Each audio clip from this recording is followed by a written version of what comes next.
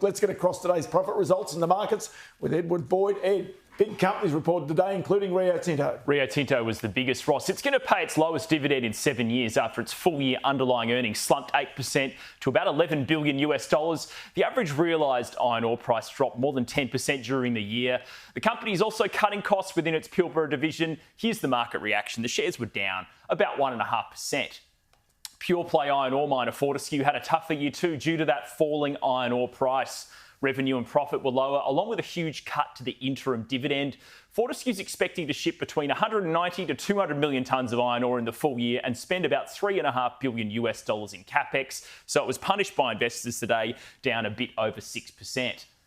Perth-based conglomerate Wesfarmers had a strong half year, lifting its revenue, dividend and profit. Bunnings posted about $10 billion in sales during the half. I spoke to the CEO, Rob Scott, earlier and got his response to the ASX deciding to scrap some proposed diversity reporting rules. I'm a very big believer, and Wesfarmers is a strong believer in the benefits of diversity, inclusion, and indeed a lot of our commitments to climate change and the environment. But the extent of reporting disclosure has gone a bit too far. And ultimately, there is a risk that if we keep going down this path, it's adding more cost and complexity to business.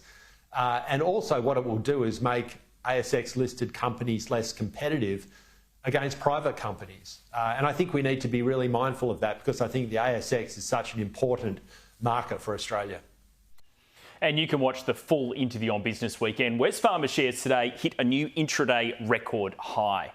There were lots of other results today too. Megaport was the best performer thanks to a strong revenue and upgrading its guidance. Sales revenue at Brambles increased 4%. Transurban lifted its underlying profit but posted a statutory loss due to litigation concerning Melbourne's CityLink toll road. Super Retail Group was absolutely smashed after a bad result, down 12.5%, and Whitehaven surged due to strong coal prices. The overall stock market, it dropped again today. It's lost about 4% since hitting a record high last week. Property REITs, mining stocks and the banks got crunched. ASX 200 finished down about 1.2%. Now, other top performers included the infection prevention company Nanosonics had a really strong profit result today. Charter Hall's results were good too. Tabcorp surged after lifting its group revenue 10% to about $1.3 billion.